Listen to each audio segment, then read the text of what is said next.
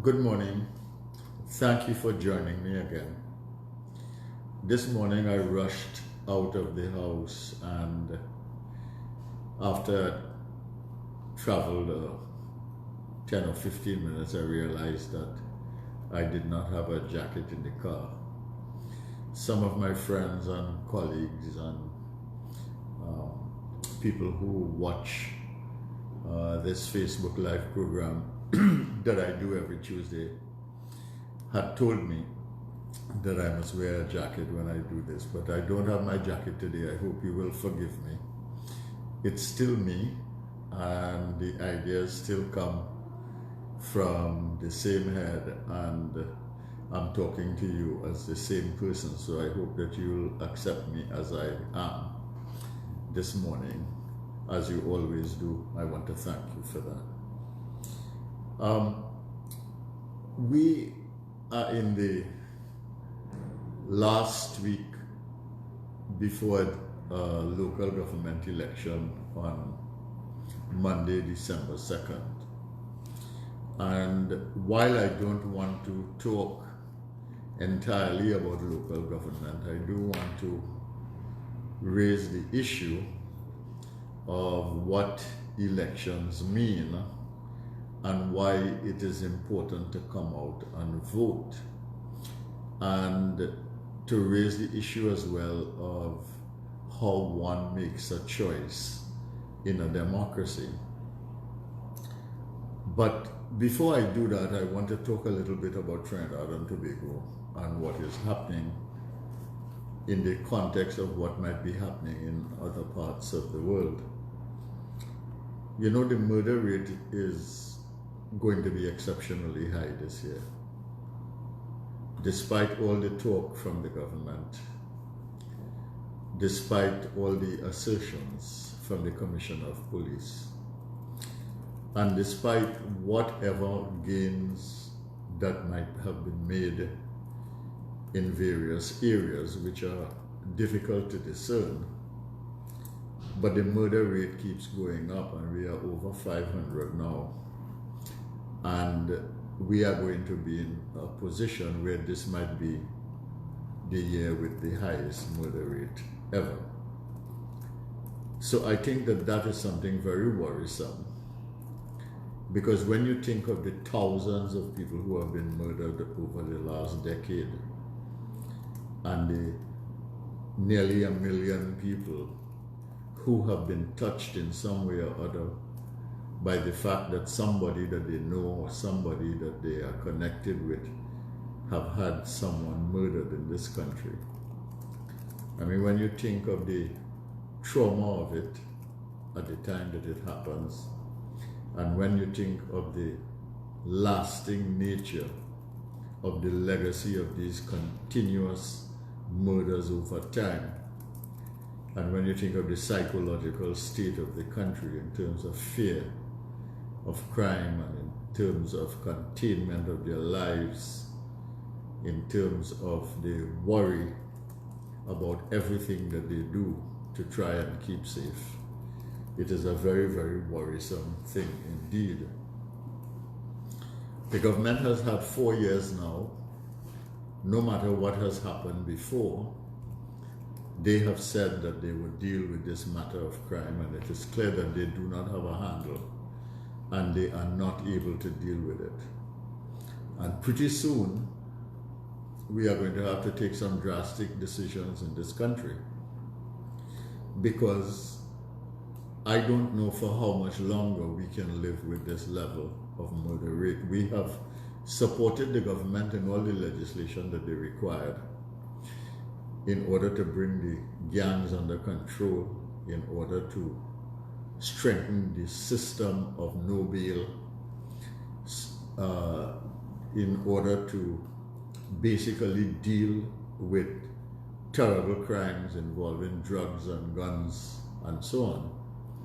And what we find really is a failure, total failure, to organize an effective capacity in order to deal with either the gangs, the gang leaders, or to contain the murder.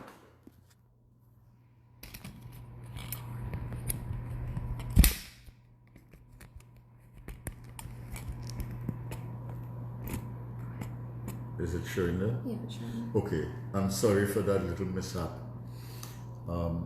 The telephone fell. No need for alarm. All right, thank you very much for staying with us. But I was saying that, you know, despite all the legislation, despite all the talk, despite all the assertions, despite the boldness, despite the rubber talk, we continue to live with the murders, and they have not been able to summon either the leadership or the capacity in order to deal with the murder situation in Trinidad and Tobago. I don't think the gangs are any more under control now, and I don't think the people who commit the murders are under the kind of control that they need to be, and I don't think the gang leaders are under control in this country. And one has to ask why it is so difficult and so problematic to bring these elements into control in a situation where the Attorney General has come to the Parliament and said we have 225 gang members and we have so many gang leaders and God knows 2,500 gang members, and we have, you know, about 200 gang leaders, and we know all the gang leaders and so on. I mean, what is the problem? You have all the legislation. Why don't you do something about it? You know, I'm just getting, I am sure you are too, getting fed up of the government talking all the time and not being able to do anything. Then they come with a bill now that we are going to be debating tomorrow. The Senate was very strong on it. 3 senators, one was absent, but Senator Choate made her position very clear about the bill, saying that it was just too draconian to impose on the magistrate the fact that he or she must deny a first-time offender for a gun crime bail. But she was absent from the sitting, but 2 other senators voted, independent senators voted against the bill or abstained. And basically it tells you that something is troubling about this thing, so that this bill really seeks to put someone in jail for 120 days for a first-time offense, which under the law now can be done by any magistrate exercising his or her discretion. But what this law seeks to do is to impose it on the magistrate and give him no choice or give her no choice, so that the person automatically goes into jail for 120 days. So the laws are becoming a little more draconian, and we have had some other draconian laws here passed. We have tried to amend some, we have supported some, giving the government the benefit of the doubt.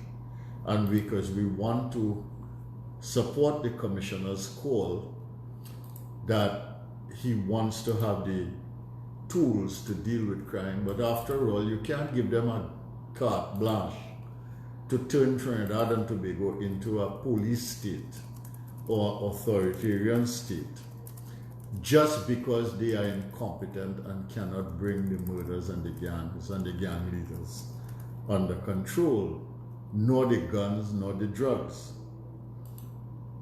And then you have situations here that are troublesome.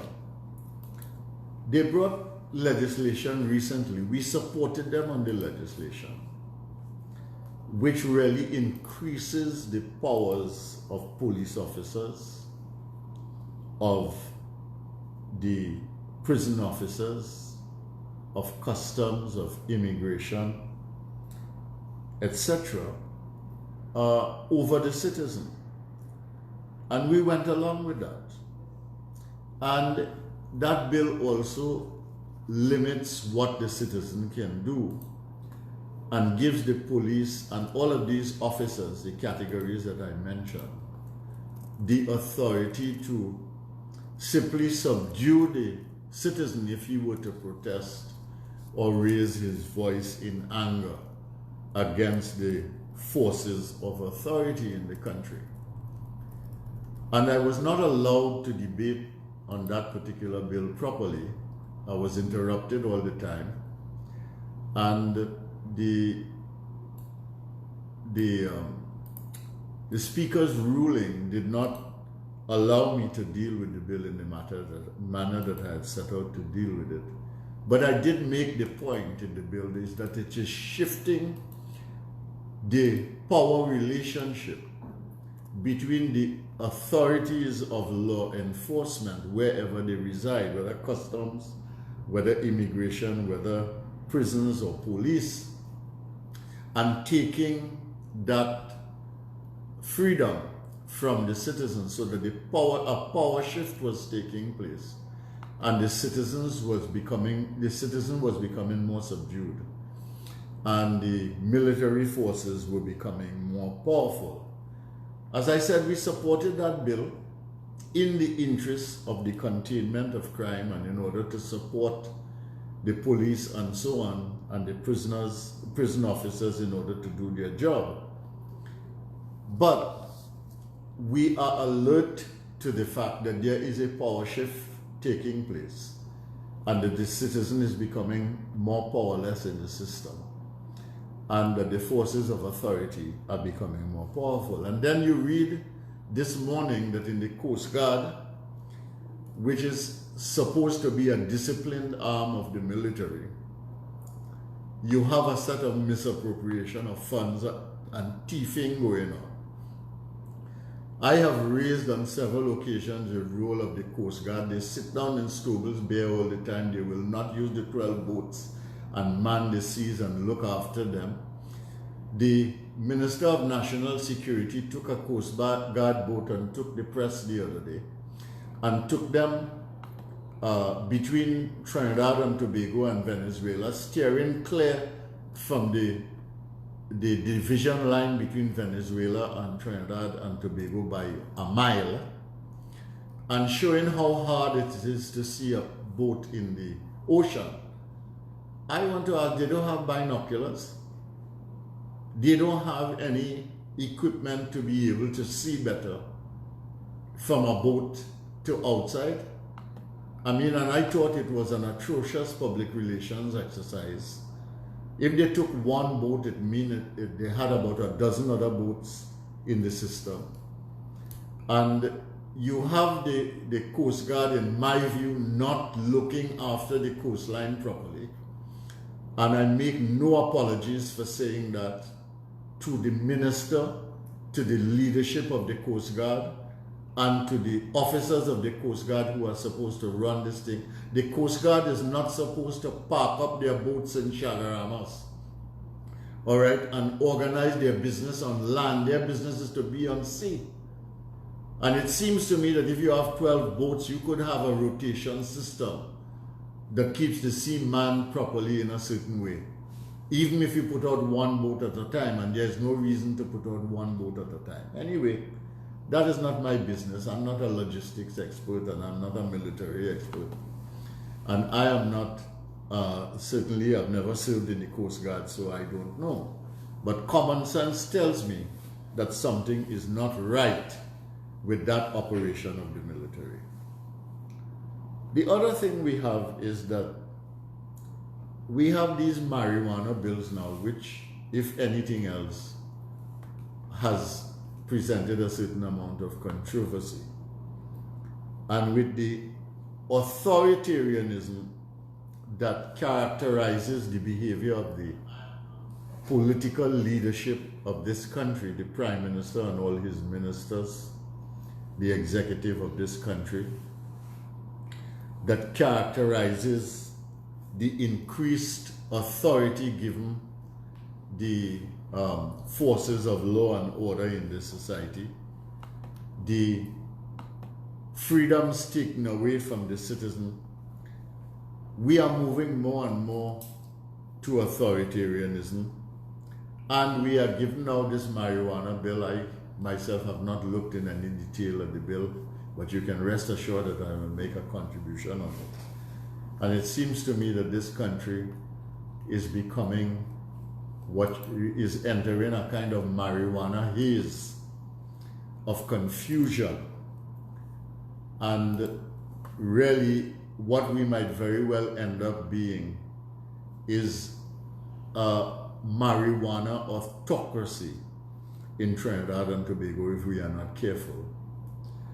And I want to alert citizens to that, and I want to alert citizens to the fact that they have to be watchful and they have to be vigilant and they have to take care of their freedoms and their security and their democracy in Trinidad and Tobago.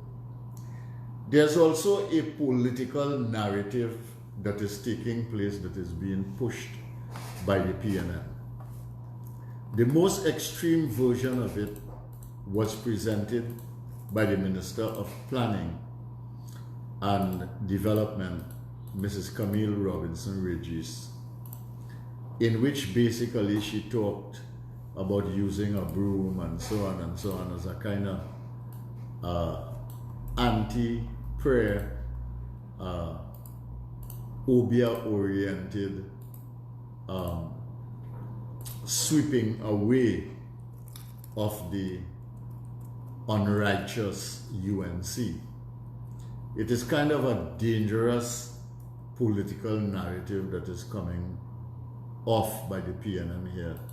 What the PNM is really saying is that their strategy, you see, is this, which is that no matter what we have done, no matter what we not doing, no matter what we have been doing marking time for the last 4 years and making no delivery to the citizens of this country, whatever sins we have committed, never again UNC, never again Kamala Prasad Decessor. That is the narrative of the PNM.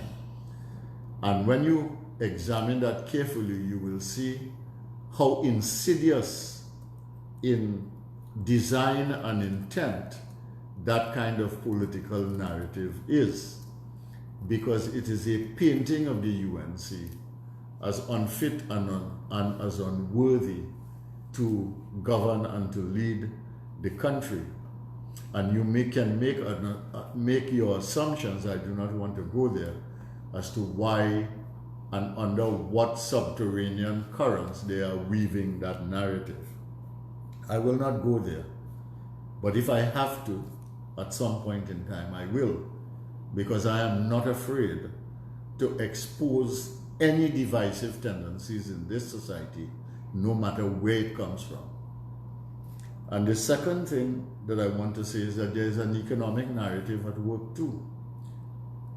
And that economic narrative comes from the following people. It comes from the Prime Minister himself. It comes from the Minister of Finance, Colin Imbert. And it is buttressed by the legal skills and artfulness and capacity for verbalization by the Minister of National Security, Stuart Young, and the Attorney General, Faris Al-Rawi. And that economic narrative that they are weaving, which is totally false, just like the political narrative, is this, which is that they got the economy in a bad way, which is not true. For instance, the central bank overdraft now is higher than it was when the PNM came into office in 2015. This is the highest the central bank overdraft has ever been in the history of the country. This is the lowest the foreign exchange has been for a long time. All right? We left $11.5 billion of foreign exchange there in 2015. So the economic narrative is that they inherited a situation that was so bad, and with the collapse in the price of energy, they have had a hard time, but they have stabilized the economy and they are turning it around. It is not true. We have had economic decline minus 6.7 in 2016. We've had economic decline minus 2.3 in 2017. We have had economic decline minus 0.2 in 2018. We are going to have economic decline in 2019. We're going to have the economic decline in 2020. Colin Imbert and Keith Rowley as Prime Minister are going to go down in history as the Prime Minister and Minister of Finance in this country who in its entire history presided over 5 years of economic decline between 2015 and 2020 in this country. So the economic narrative is not true. There is no turnaround. There is no turn the corner. There is no deceleration of the decline in this country. There's no slowing of the decline in this country. We continue the decline, and the decline will continue. And the reason the decline will continue is very simple. It will take them some time to get Petrotrin going, no matter what they do with it in their arrangements with the OWTU and Patriotic.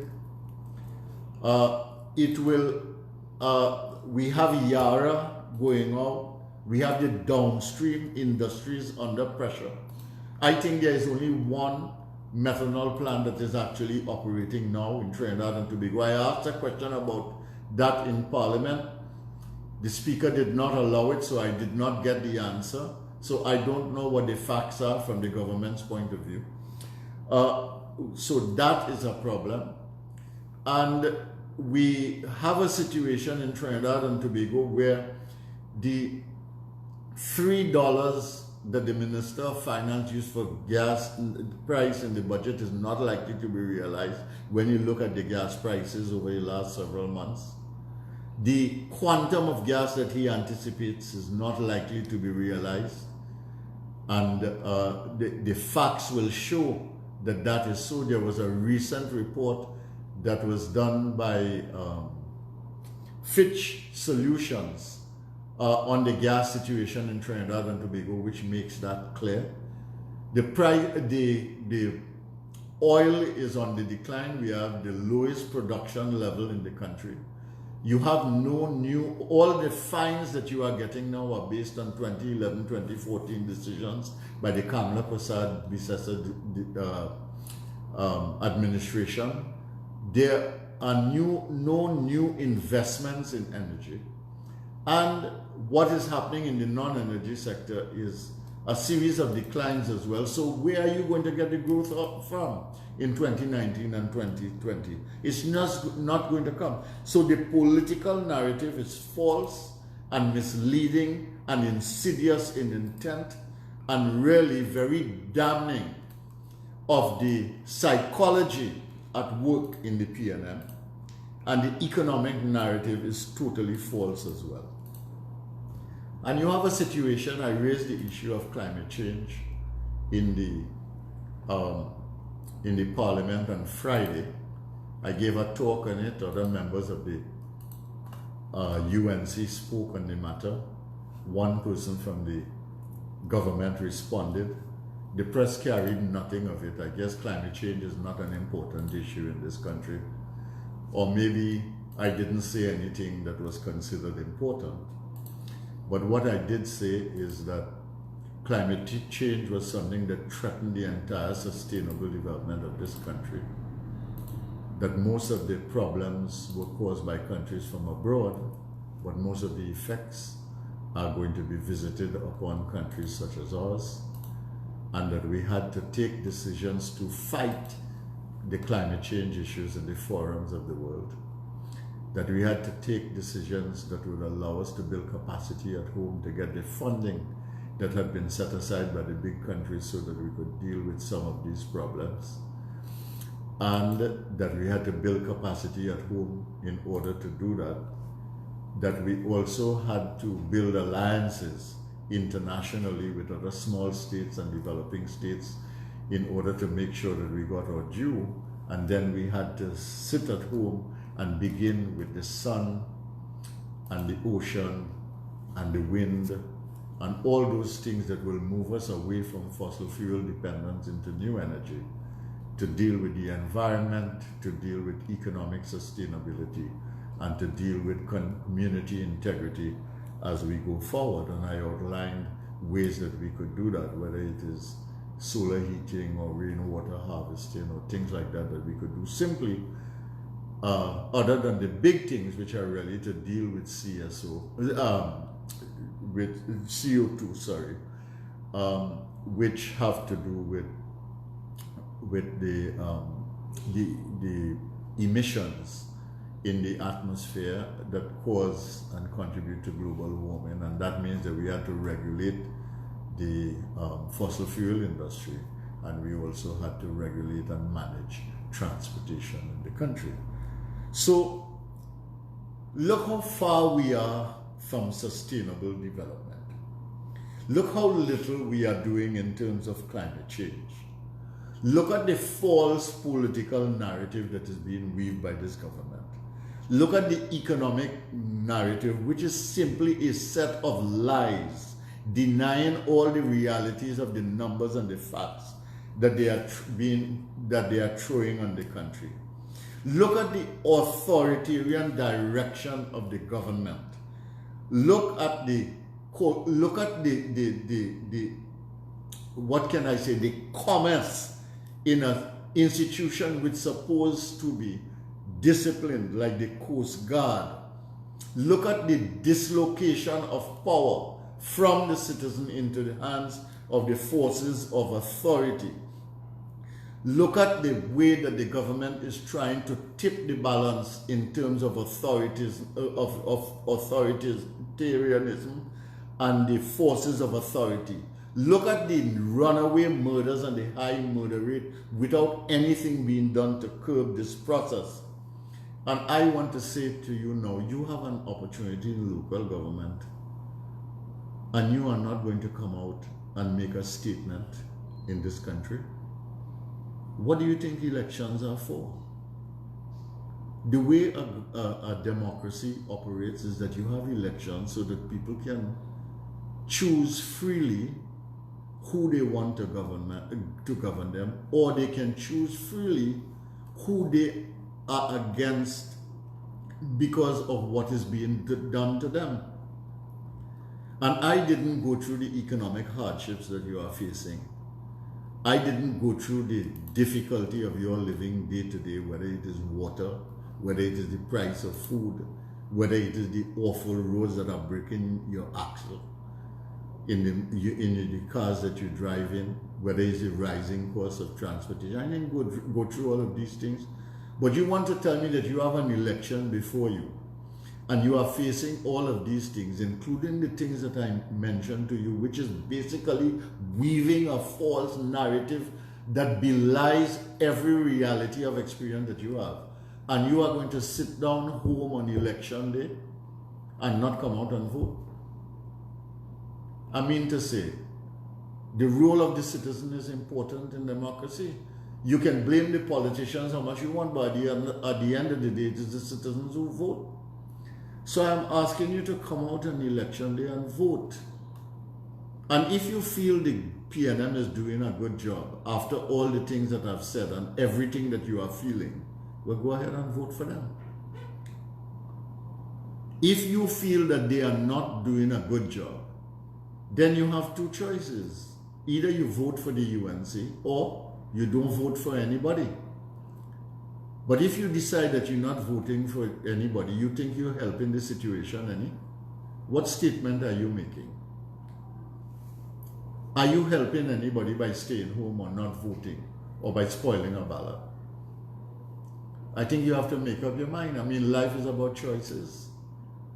And we have a two-party system here, and the UNC may have done wrong in the past, it may have made mistakes in the past, it may have caused you anguish and angst and anger in the past, but we served this country, you know.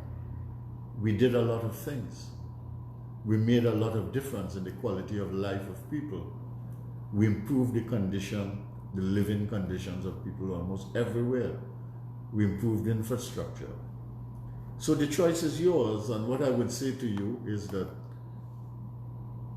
if you come out and you make your statement by voting for the UNC, which is to say that you are dissatisfied with what the PNM is doing, you're fed up, you've had enough, and you vote for the UNC, giving it a chance to do the things that it needs to do, which is to do some further reforms, make some changes,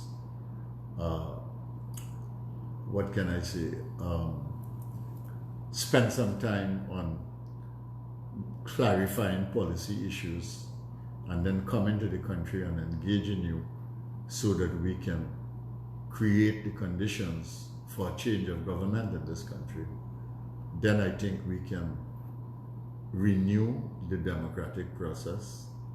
I think we have a chance of rolling back what is essentially an economic recession. I think we have a chance of creating the terms and conditions for more democratic participation and inclusion.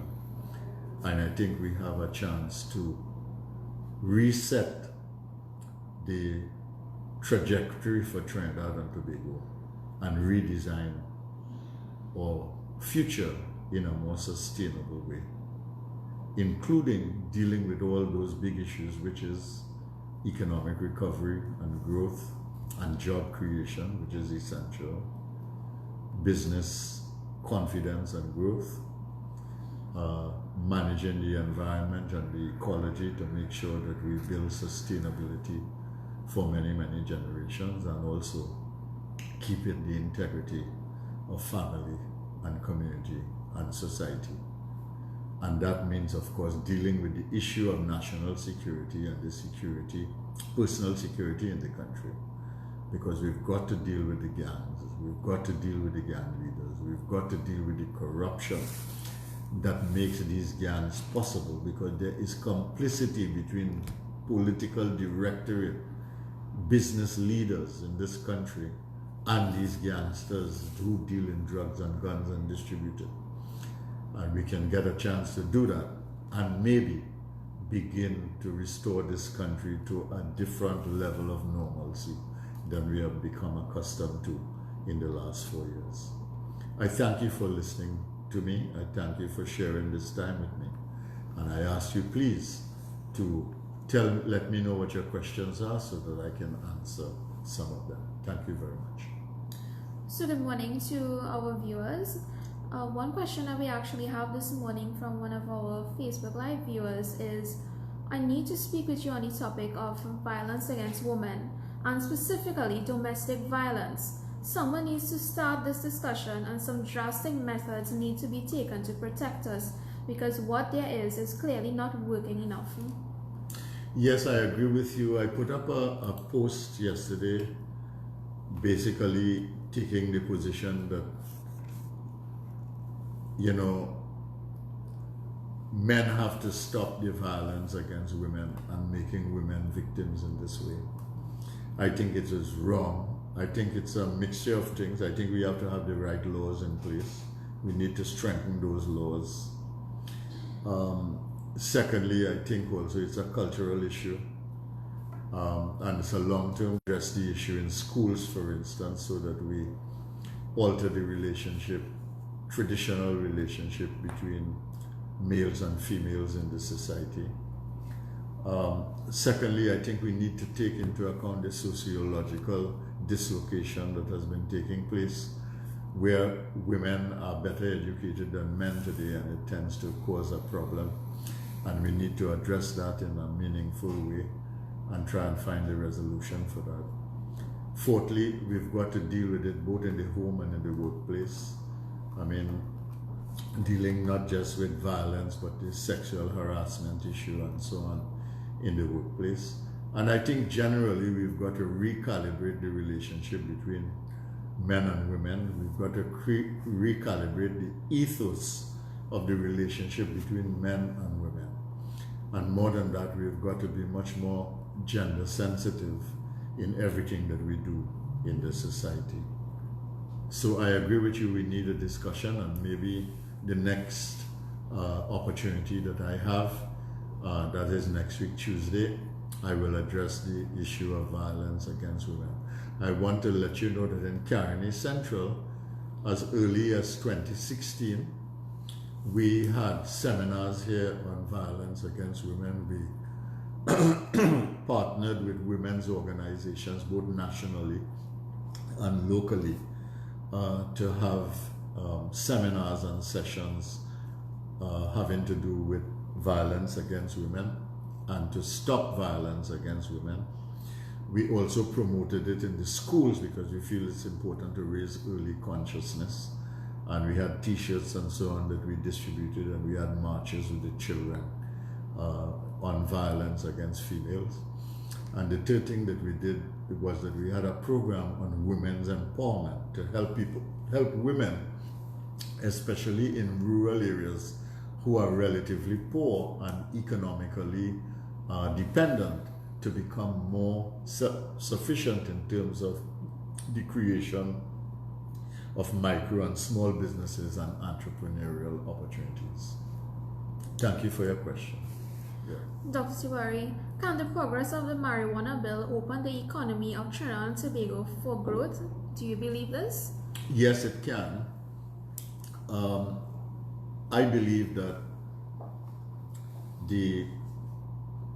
marijuana is a tropical plant, and I believe that if there are economic options for the viability of marijuana, whether it is leisure or pleasure smoking, or for medical uses, or whether it is for other new uses that we might find, I believe that we should get the best economic benefit out of it. I don't know if this bill allows us to do that. And the second thing is, though, that the kind of bill we have will determine whether or not we can benefit from it. I saw the West Indian tobacco stock go up by nearly $2.50 this morning. And I suspect it has to do with the fact that West Indian tobacco could be seen as the entity best organized to get into marijuana packaging and disbursement of marijuana cigarettes. So that tells you what are the possibilities. But the world is a very complex place. And I think when we come to the debate of the bill, those things will have to be interrogated. I intend to contribute fully on this bill because I don't think we should miss the opportunity, and I don't think we should do anything here that will also create the conditions in which small people are not given opportunity and big business takes over this industry, whether at home or internationally and abroad. And the third thing that I want to mention is that I do not think that we should allow the industrialized countries to take over this industry. I think it would be a total mistake to do that, and therefore I'm setting down my 3 principles. The first principle: person who has been involved in marijuana cultivation and marijuana, small marijuana selling, all against the law at the present, given an opportunity to have a legitimate space in the economic system of Trinidad and Tobago. That's the first point I'm making. The second point I'm making is that we should look at marijuana as an industry that needs to be managed in such a way in which the private sector is involved, and in which Trinidad and Tobago, as a tropical country capable of doing great things with this, benefits significantly. And we should make international alliances on the research side for this particular industry. And we should create the conditions within the University of the West Indies and other universities here for ongoing research on marijuana and its potential uses, so that we can benefit directly from a knowledge industry in marijuana. And the third thing is that we must take decisive steps to ensure that, as in Trinidad and Tobago at least, the marijuana industry is not taken over by global big business or the industrialized countries in our own space in Trinidad and Tobago. These are my 3 principles as we go forward. Dr. Tewarie, why are there always issues surrounding the EBC closer to election deadlines? Are there not measures to solve this issue? The EBC is an independent entity, supposed to be, and I think the first problem with the EBC is that it has lost its independence. And it's going to take some time for them to restore that independence. As long as you have political appointments and political interference, and you have a situation in which the EBC can be seen to be compromised by a political party in office, we are going to have a problem. I don't think the EBC has gotten out from under the shadow of their having extended the election voting time in the 2015 election yet, and they have not done anything in this local government election, given the number of mistakes, to redeem themselves or to regain the confidence of the people. And I think it is a very unfortunate thing that the EBC would not understand that unless it is truly independent and autonomous and deals with the issue of elections as the essence of democratic participation, which it is, and therefore the need to manage elections with pristine integrity, unless it is able to do that, I think we are constantly going to have a problem and a shadow over elections in this country. And I think the EBC owes it to the country to make sure that it is independent, that it is autonomous, that it is fair, and that all elections are free and fair. And I think the People's National Movement, as the governing party in government, needs to get their bloody hands off the election process, and that means by appointments and by interference and so on, which is a fact of life in Trinidad and Tobago today. Dr. Tewarie, given the direction of the present government to authoritarian rule, does the demographic method of leadership allow for measures to counteract the authoritarian leadership?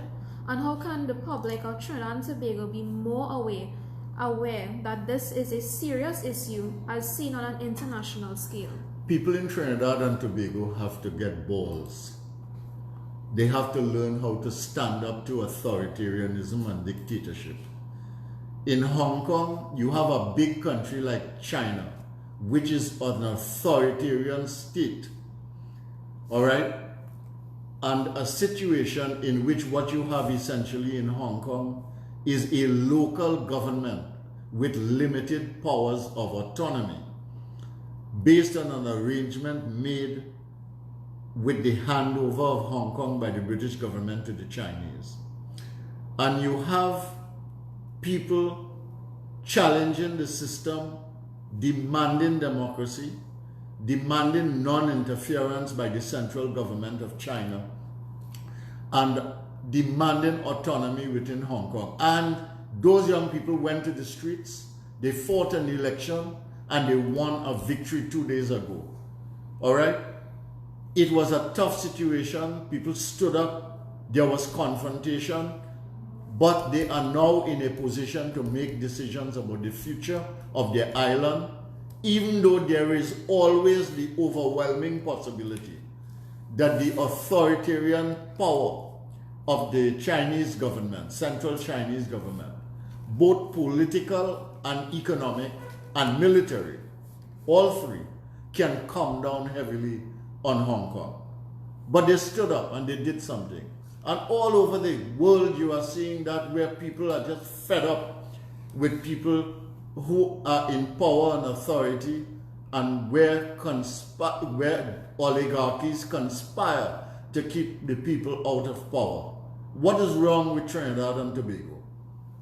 I mean, we always want the easy way out. You want to migrate, you want to send your children abroad, you want to send your money abroad, you want to get the best benefits of Trinidad and Tobago here, you want to go by the beach, all right, you want to have a good time, you want to have a good line, you want to fete for carnival, you want to jump up on Juve, you want to have a nice carnival, but you're not willing to make the effort to make sure that you have a democracy and a sustainable nation. You can't have that. Responsibility of citizens demand that they act in the national interest and in the public interest, and act concertedly in the common interest. Okay, we have to have that. The people in Trinidad and Tobago have to get some balls. Dr. Tewarie, one other question that we have this morning. In your years of experience throughout the political atmosphere in Trinidad and Tobago, and as a pioneer of sustainable development, what are the key components that new political agents should be mindful of, and if they are to publish an evolution of the political arena in this country? I didn't quite get the essence of that question. I thought they were asking about the elements of sustainable development, but could you read it again, please? Sure, no problem. In your years of experience throughout the political atmosphere in Trinidad and Tobago, and as a pioneer of sustainable development, what are the key components that new political agents should be mindful of if they are to publish an evolution of the political arena in this country? All right, listen, the first thing is that we have to be aware that the fossil fuel industry is really a sunset industry, okay? And we have gotten a lot of it over 100 years, and we've done well. It has helped us. It has also crippled us because because of our dependency on it, created a cycle of booms and busts in Trinidad and Tobago, and over dependence on the energy sector in this country. But notwithstanding that, while we continue to get the most out of oil and gas is a relatively clean fuel still, and some of the derivatives downstream are also clean. You can get other cleaner opportunities from natural gas. While we continue to do that, and while we must continue to incentivize that and get the most out of it, the really critical thing for us is to build a new economy. And that new economy has to be an economy that consists of renewable industries, that is based on renewable energy, and that are focused on renewable products. Okay? We have to understand that. If we can't understand that, we cannot be in the ball game. And if once we understand that, that will tell us that if that is the future that we must create, then working backwards, these are the things that we must do now. We get the most out of the energy industry as best we can, yes, but we begin immediately to deal with climate change. We begin immediately to move to renewables. We must stop the sun. We must stop the wind. We must stop the waves. We must deal with climate change and protect the island from climate change effects, whether it is the rise of sea levels, the unpredictability of hurricanes, the uncertainty of what damage it can cause, all of those things. We've got to do that. And we've got to build an economy that is renewable. We've got to build what you might call a green economy, all right, in which you basically do not create waste, all right? You've got to build an economy based on the sea, what they call a blue economy, again, in which you leverage the ocean around you in a positive way. You've got to get your energy from renewable sources. You've got to build knowledge industries. You've got to create an Internet of Things kind of economy in which you can build industries based on that. You've got to get into fourth industrial revolution. You've got to get into artificial intelligence. You've got to renew, transform, and diversify. And we've got to do that in a systematic way while educating people. And that system needs to change. We need entrepreneurs. We need people who understand what are the demands of sustainable development. We need people who understand what are the necessities of a response to climate change in our islands. We need people who can basically deal with the new realities and the solutions that we need to find in a world of climate change and global warming. and all its consequences. So those are the things that we need to do. And for sustainable development to take place, you have to have perpetual innovation. So the curriculum has to have innovation, it has to have critical thinking, it has to have creativity. So there are things that we have to do economically, there are things that we have to do culturally and socially, there are things that we have to do psychologically, there are things that we have to do in curriculum and the school and education system at all levels in the country. All of these things go together to make a concerted and united and coherent and integrated effort to deal with the creation of a future that is sustainable for Trinidad and Tobago and its people. Yeah. Dr. Tewarie, one question that we have this morning is that a viewer is agreeing with building a new economy, but what does the UNC government have in place to start this process? Well, I can't go into all of that now. I don't have enough time. The political leader of the UNC, Mrs. Kamala Prasad Bisesa, who is also leader of the opposition and who was a former prime minister, and with your goodwill can become prime minister of this country again, gave a long 3-hour presentation in the parliament of this country for the budget. And she presented a comprehensive plan for the country. But what I would say is this. The first thing that we have to deal with in this country, all right, given everything about climate change, is flood and drought. Okay? We have to deal with flood and drought. We cannot have drought in a situation where in the rainy season we have too much water that is flooding out the place. Okay? Because if you captured the water and you had a system that could capture properly and distribute the water, not only would you never have drought, but you could also create irrigation system that allow the farmers to develop agriculture all year long. And you could also have an irrigation system that also works as a flood control system that deals with the flooding out of farmers when there's too much water.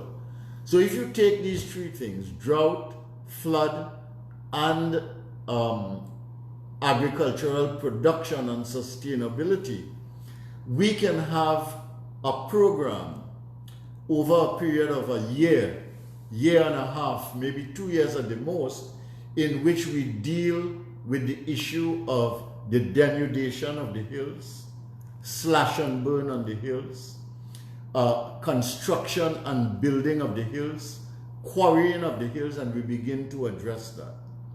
We could then deal with homes on the riverbanks that were prone to flooding, and we could deal with engineering solutions to that.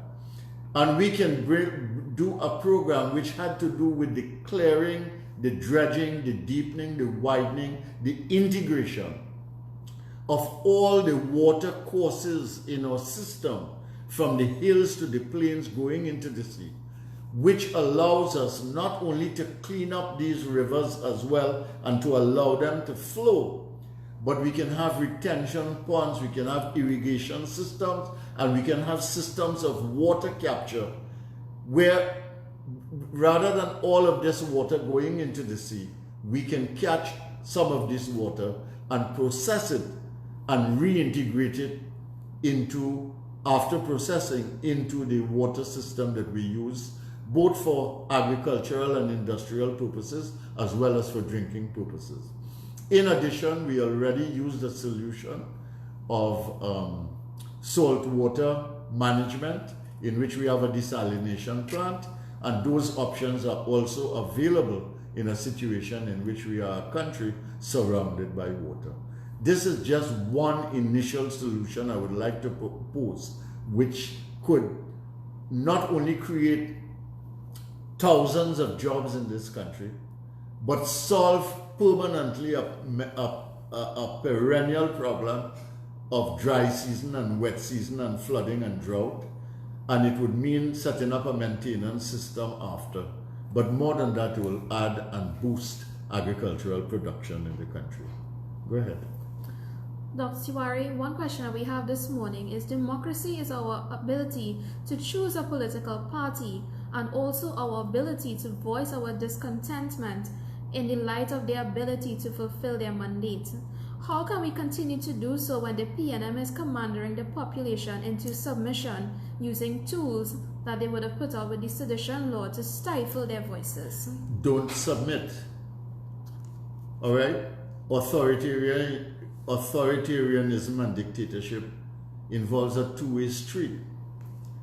For a person to become authoritarian, people have to submit. People have to stay quiet. So if when the Prime Minister cusses the Chamber of Commerce, they stay quiet, well, I mean, they contribute to the authoritarian system of the country. If when Mr. Imbert is insultive to elements of the society, they stay quiet, well, then that contributes to the authoritarian nature of the society.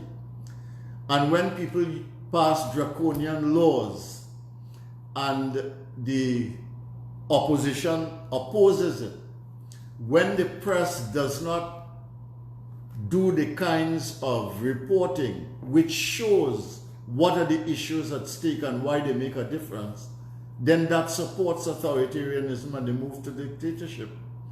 And when the forces of law and order are used in such a way to oppress the people and take away their freedom, and we lie down and let it happen, that reinforces dictatorship in a society. Dictatorship don't happen one night. It happens over time. All right? Little by little, you give up your power, you give up your sovereignty as a people, you give up your right to resist, you give up your privacy, you give up your citizenship, you give up your control over your communities, and pretty soon you find out that somebody else is in charge. We already have a problem in which there's too much government in this country, too much control of the economy by government, all these state enterprises, and you have a situation in which the citizens' rights are very hard to assert in the society. So the way to deal with the dictatorship is to stand up. Just don't let it happen. And you've got to democratize the political parties as well. Not just if you are a PNM and you are in the PNM as a political party member. You can't sit down there like a sheep and let anything happen inside the PNM.